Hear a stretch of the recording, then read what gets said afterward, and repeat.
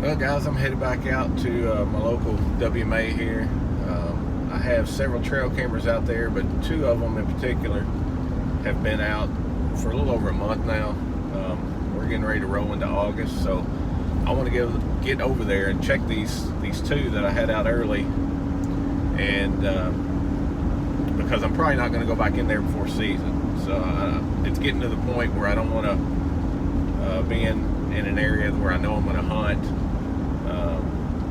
Spread my scent and push deer around, getting this close to the season. So because we're only 6 weeks or so out, maybe a little bit more, 7 weeks maybe.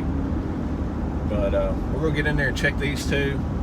If there's something good on it, I'll leave them there and just I won't check them again until season actually comes in. And if there's not, then at that point I might pull them down and we'll put them somewhere else. There's no sense in leaving cameras out for months at a time if nothing's going on. So unless you just got enough cameras, you can put them everywhere you want, but I don't. So I try to keep them mobile, moving them around until I find a good buck or two that I want to focus on. So we'll head over here and see what we get, and I'll definitely share that with you guys, whatever it is, good or bad, and hopefully we'll have something good on there. So stick around, we'll see what happens.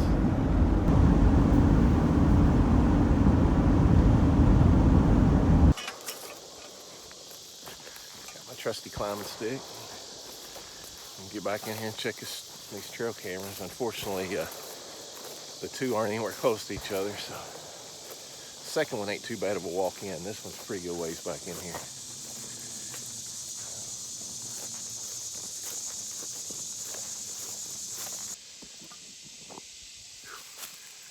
Man, it's a good thing I didn't leave it out here for too long, because I knew the general area, and of course I have it marked on my Onyx app, but that don't mean it'll take you right to the tree. And I was starting to get worried here looking all around, but it's actually having to locate it. You can see it here, but it's back here behind me on this, looks like a red oak, but it's still there. So let's go check it out and see. Let me flip this around so you can kind of see what it looks like on the tree.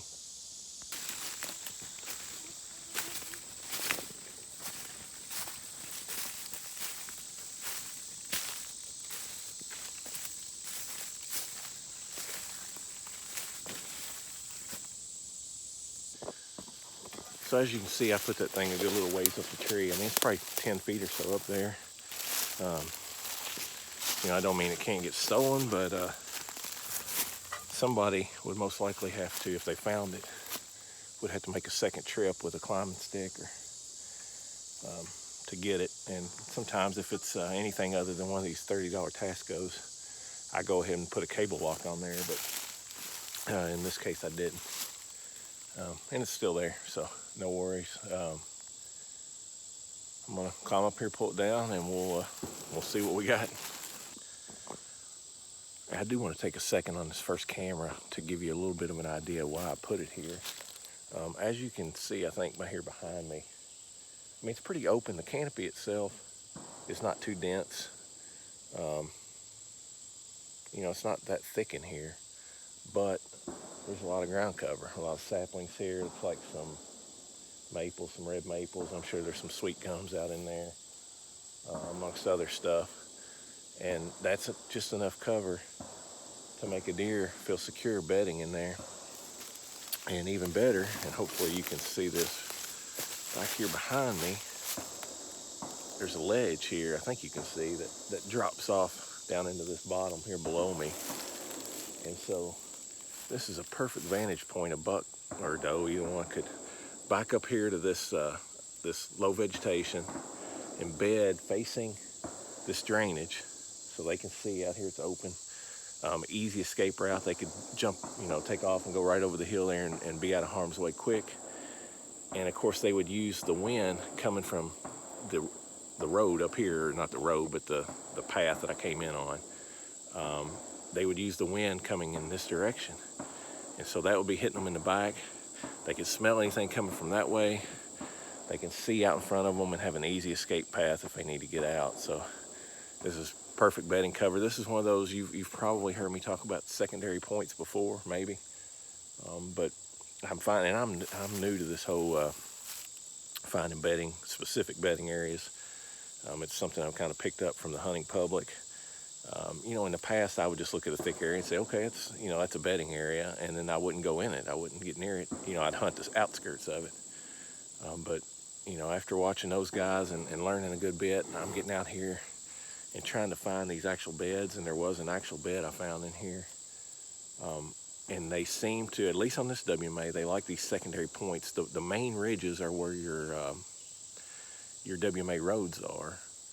And then you have these secondary fingers coming off, and a lot of them like this are pretty thick on top, and then as they drop down into the drainages, it's more open hardwoods. And so they're bedding on these fingers a lot of times out near the end of them. So they have a good vantage point off the end of the finger, got good cover to their back, and they can scent check that trail or that WMA road as people are walking in. So it's really a perfect setup for them. And last year in this general area, it's a little ways off, but I found some beds and hunted this and seen a good buck 2 different times. Just couldn't get in close enough for the kill, and the season ran out on this WMA, so didn't get a shot at him. I'm hoping he's still here. Another reason why I got cameras in the area. So again, now I'm going to climb up and check it and see what we got. I'm going old school here. I actually brought my laptop out to the woods. I didn't want to, which I don't have a lot of extra SD cards right now anyway, but I didn't want to bring an SD card out and swap it and get all the way home and check it, and then I wouldn't know, if I needed to pull the camera or not, and I'd have to make a return trip, which I don't want to do. So the other option, of course, is if you got a card reader that plugs into your phone or something. Those are handy, but I don't have one, so no big deal. I'll pack the laptop out here with me. I carry a pack with me all the time anyway. And this will give me a good view of hopefully some deer, and then I can decide whether or not I'm gonna leave this camera here or pull it down and start over, go somewhere else. So here goes nothing.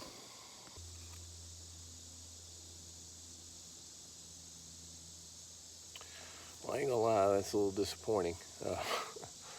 I've got maybe 6 pictures on here, and it all appears to be a little buck, and I can't tell if the other one's a doe or if it's a buck. It ain't a real big one, but I'll flip around here and show you what we got, but it ain't nothing to get excited about. That's him.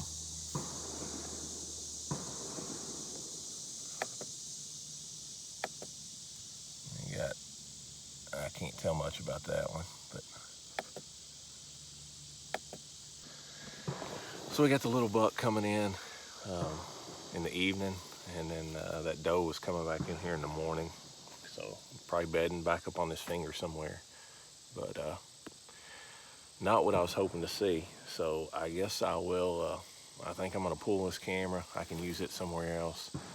I'm not gonna mark this spot completely off the list, because it's a good area, but right now there's nothing great using it, or at least not that's walked through this area.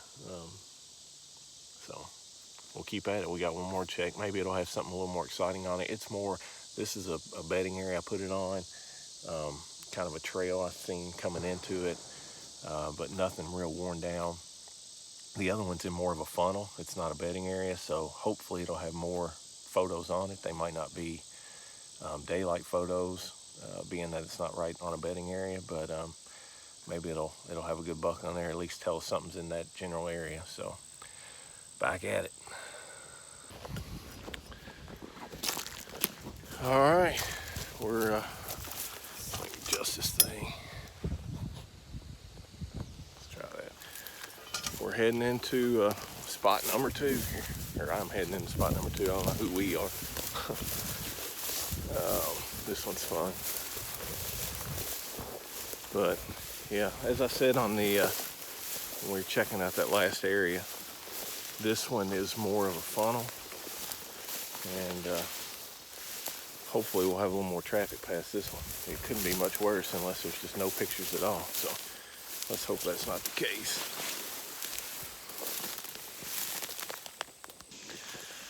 All right, we're at camera number 2. I was actually standing right in front of it where it's probably taking my picture going, I feel like it should be somewhere right here. And there it is.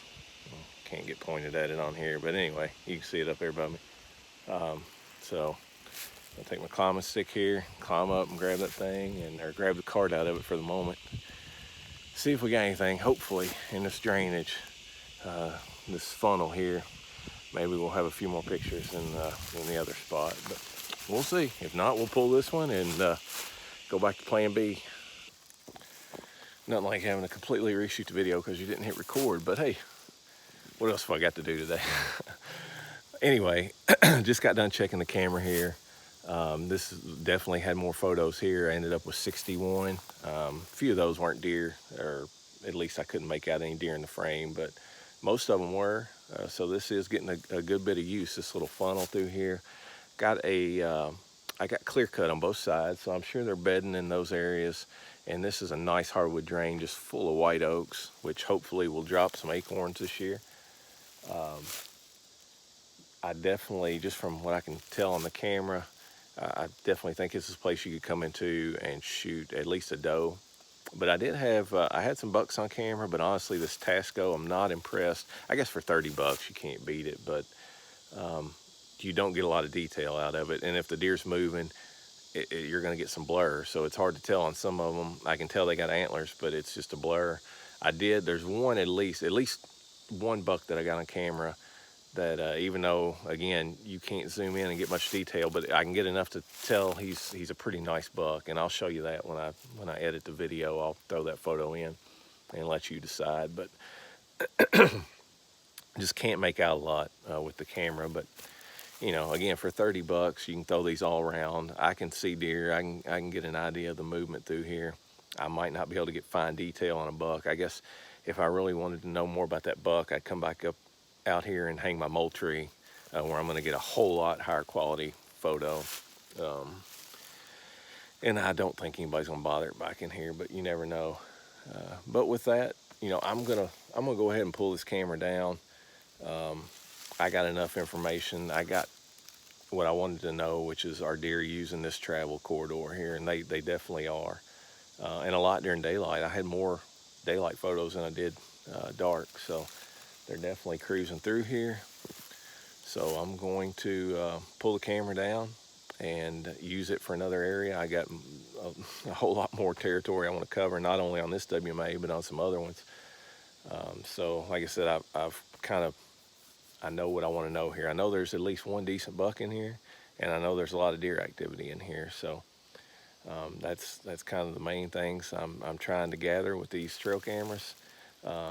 Again, if it was a really big buck or one that I wanted to try to pattern more, then I would come in here with a little better trail camera. But I don't think that's necessary. So I'm gonna pull this down and head back to the truck, and we're gonna call it a day as far as scouting goes out here. I may try to get out tomorrow evening and get these cameras put back out on a different WMA, one that I hunted a good bit last year. And if I do, I'll let you guys tag along again. So until next time, hey, I'm Brian Grossman with Georgia Field.